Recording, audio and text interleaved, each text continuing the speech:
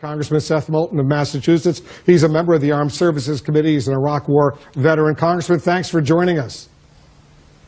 Happy to do it, Wolf.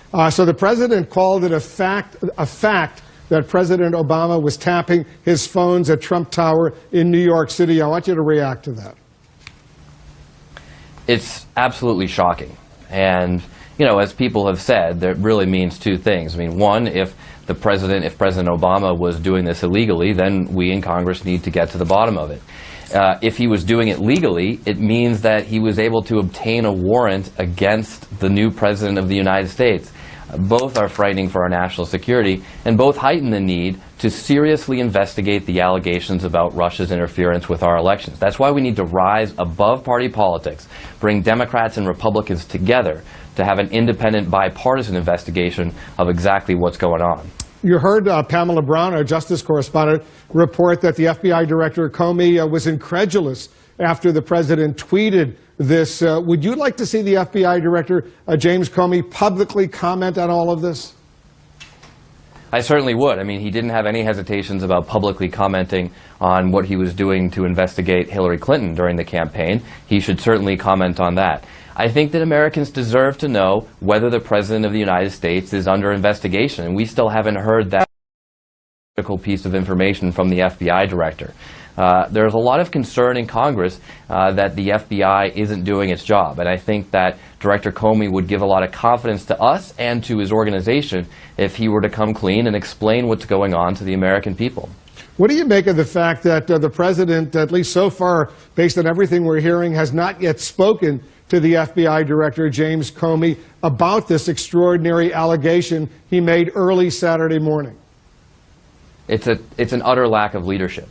This is the President of the United States making very strong, very serious allegations early in the morning on Twitter, right before he tweeted about The Apprentice, which I guess he thought was also important.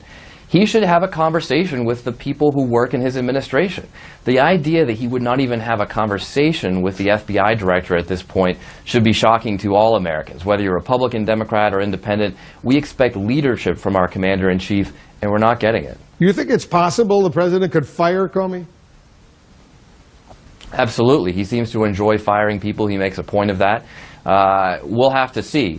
But at the end of the day, what President Trump needs to do is start telling the truth, start being honest, and start coming clean about what's going on. And I think we're all waiting for him to do that. Comey had staff at the FBI reach out to the Department of Justice to knock these allegations down. But do you see the Justice Department, the Attorney General, as you know, is Jeff Sessions, do you see the Justice Department actually refuting this? I don't know what to expect from the Attorney General, because the Attorney General should have resigned because he lied under oath. This is the top law enforcement official in the United States of America who lied under oath to a Senate committee, and he hasn't resigned yet. I mean that in and of itself is a shocking revelation. It shows that we really don't have any confidence in the Attorney General. If I don't even have confidence in the Attorney General to tell the truth under oath, I certainly don't have confidence in him to do the right thing in this complicated situation. The White House Press Secretary Sean Spicer says, and I'm quoting him now, "There's enough out there now that makes one wonder how some of this happened without the existence of surveillance." But the White House hasn't sourced anyone backing up these claims, certainly not on the record. Should the administration present the evidence that they say they have? Of course. I mean, the president has put himself in a box now. Republicans and Democrats alike are questioning where this is coming from. I mean, we've heard leaders like Senator Graham and Senator McCain say, what is going on? Senator Rubio, you quoted earlier. We've got to get to the bottom of this, and the President of the United States owes some answers to the American people. You just heard the Homeland Security Secretary John Kelly tell me about wiretapping, and he said this, and I'm quoting him now. He said, if the President of the United States says that, he's got his reasons to say it. He's got some convincing evidence that took place. Your reaction to that? Well, Secretary Kelly isn't looking at the evidence, which is that the President of the United States is a serial liar. He lies every day to the American people. He's known for telling things that are untrue. So there's no reason why we should think that he said this just because it's true. He might have said it because he thought he would get good attention from the media, that he thought it would play to his base. These are all reasons why the President of the United States has said untruthful things in the past. So, look, this is the fact. We have a president, President Trump, who's very hard to trust. And that's difficult for everybody. That's difficult for Americans across the political spectrum. You also heard the Homeland Security Secretary, John Kelly, just tell me he is, in fact, considering a new policy that would separate children from their parents, from their moms and dads, if they cross the border illegally. Your response to that? It sounds terribly inhumane.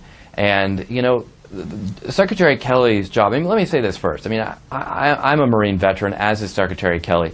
I have tremendous respect for General Kelly and his service. But I think Secretary Kelly, in his new position, has been rather disappointing. Because we just heard him explain the reasons for the new executive order, and a lot of it just doesn't make sense. He said that the new executive order is based on new intelligence. And they cited the 300 refugees who were supposedly under investigation.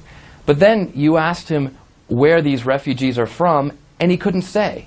The Secretary of Homeland Security is not doing his job if he doesn't know where these 300 refugees are from that he's supposedly protecting the United States from. So there are a lot of questions that need to be answered that back up all of these new executive orders and the policies to restrict immigration to the United States. President Trump, as you know, he signed this revised version of the travel ban today. He dropped Iraq from the list of banned Muslim-majority countries. You vocally opposed the first version of this, using the example of your Iraqi interpreters or those who potentially could have been banned from coming to the United States. Do you welcome this change? Well, of course it's a step in the right direction, but let's not get distracted from the fact that this executive order weakens our national security. It does the exact opposite of what the president says it will do. And fundamentally, Wolf, it weakens our national security for two reasons. First of all, as you said, it makes it much more difficult for our troops overseas to find those critical Muslim allies, the translators, the intelligence sources, who have to put their trust in us in order to give us intelligence against the terrorists. They're critical to our fight against terrorism, and this executive order makes it harder for our troops to work with them.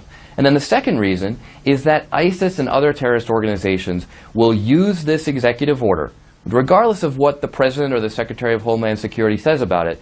They will use this executive order to aid in their recruiting, to further the idea that they have that America is at war with the Muslim faith.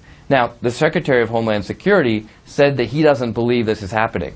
With all due respect, Mr. Secretary, turn on your phone, download the Twitter app, and see right online ISIS doing that today, using these things that President Trump is doing to help with their recruiting efforts to inspire more terrorists to attack Americans here at home and our troops overseas. Congressman Seth Moulton, thanks very much for joining us.